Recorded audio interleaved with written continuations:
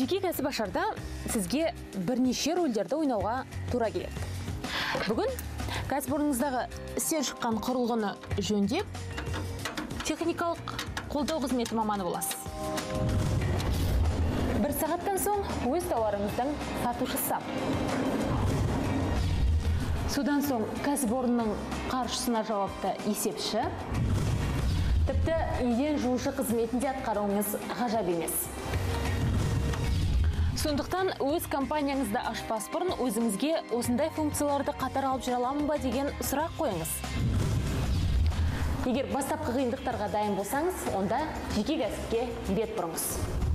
Бәлкім сіздің жолыңыз болып қалар. Армысыздар, эфирде коммерциялық құпия бағдарламасы. Жақсы өнім ол отанды өнім. 3 ай бұрын өз бастауын алған Қазақстанда жасалған акциясы жемісін беруде. Отандық кәсіпкерлер халық қолдауын сезініп жатыр. Елімізде жасалған тауарды таңдау арқылы қазақстандықтар тек кәсіпкерлерді ғана емес, ел экономикасында қолдайды.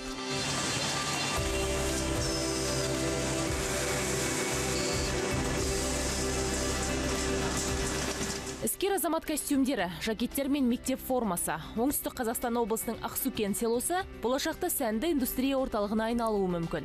Golden Nomad брендінің иелері алдарына ұзақ мерзімді жоспарлар қойып отыр. Ерлер костюмын тігумен айналысатын фабрика 1 жыл бұрын ғана ашылған. Дегенмен бүгіннің өзінде отандық өнімге ықылас танытатын тұрақты клиенттері де жоқ емес.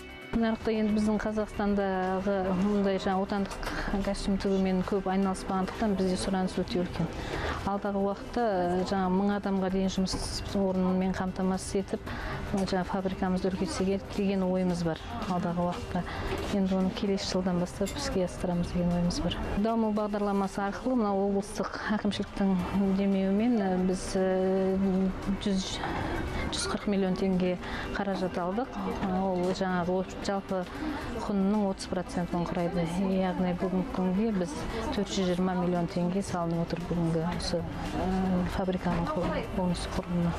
Айына 1000 жиынтық костюм шығарылса, жылына оның саны 12 мыңға жетеді екен. Фабрикадағылардың айтуынша өнім шетелдікмен бірдей бәсекелесе алады. Сапасы жоғары, бөлшек бағасы қолжетімді.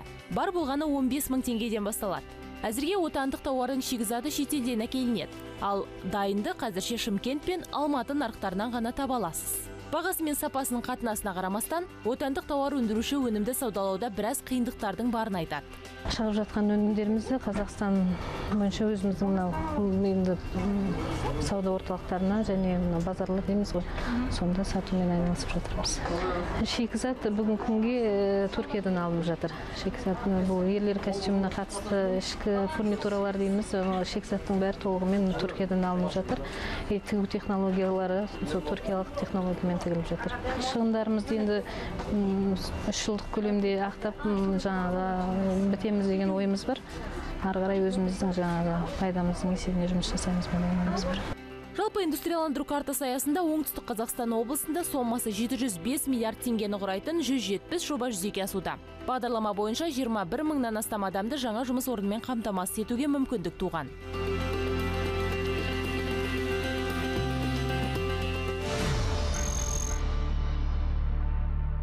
Шымкент есіктер фабрикасы үлкен бизнеске өз есігін 8 жыл бұрын ашты. Бөлмеаралық есіктер фабрикасына шамамен 720 миллион теңге инвестиция салынған. Қаржының ауқымды бөлігі өндіріске қажетті неміс және итальяндық құрылғыларды алуға жұмсалды.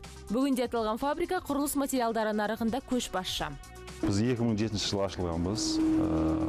Жұмысшылардың саны 100 адам жұмыс істейді. Қазіргі уақытта $4 миллион инвестиция жасалғанбыз.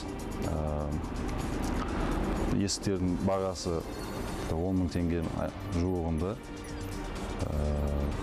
Заводтың мощності 15 мың есік шығаруға болады, бірақ қазіргі уақытта 5-6 мың есік шығарамыз. Мұнда жылына 150 мың есік өндіріледі. Кәсіпорын өнімінің модельді желісі жылдан жылға жаңа үлгілермен толығып келеді. Мұндағы жұмыс толықтай автоматтандырылса да, оператор шығып жатқан өнім сапасын үздіксіз бақылауында ұстайды. Тұтынушыларды баға мен сапаның үйлесімділігімен қатар таңдау мүмкіндігі де қызықтырады. Одан бөлек бізде жеке заказ орналастыруға болады. Бұл жерде адамдар өзінің талғамымен таңдаса болады, түсін, түрін деген сияқты. Жаңғақтан немесе дубтан болмаса басқа да ағаштың түрлерінен заказ қабылдаймыз. Одан бөлек жаңа саты жасаймыз.